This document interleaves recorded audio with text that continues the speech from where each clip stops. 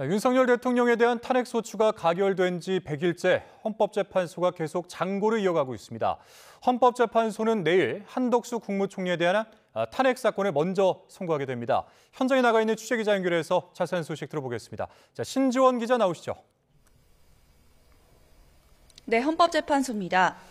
네, 윤 대통령 탄핵 사건 선고일이 아직 정해지지 않았는데 헌법재판소 분위기는 어떻습니까? 네, 주말인 오늘도 헌법재판소 앞에는 윤석열 대통령의 탄핵을 촉구하거나 반대하는 농성이 이어지고 있습니다. 경찰은 차벽을 설치하고 신분 확인 등 보안 절차를 강화하고 있습니다.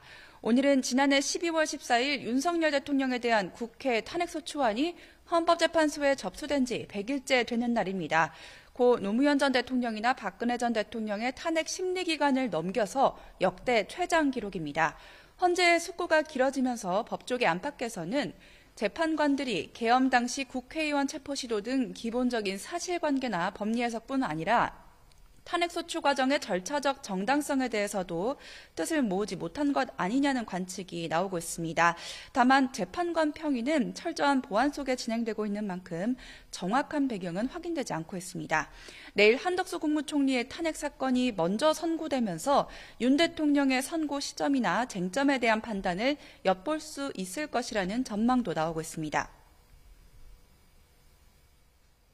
네, 내일 한덕수 국무총리에 대한 탄핵 선고 먼저 나오게 되는데 쟁점이 뭡니까?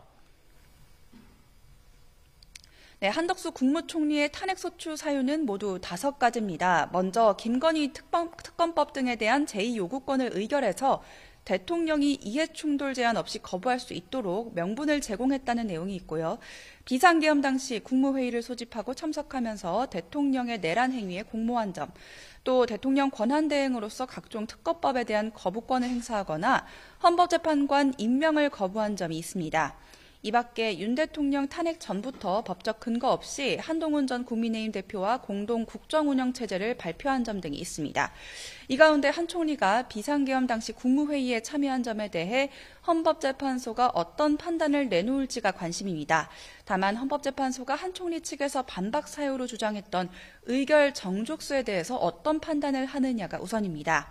한 총리에 대한 탄핵소추안은 지난해 12월 27일 192표로 가결됐는데 야당은 국무총리를 기준으로 150명 이상 찬성 시 가결을 주장했지만 여당과 한 총리 측은 대통령 권한대행인 만큼 대통령 탄핵 조건과 같은 200명 이상 찬성을 주장한 겁니다.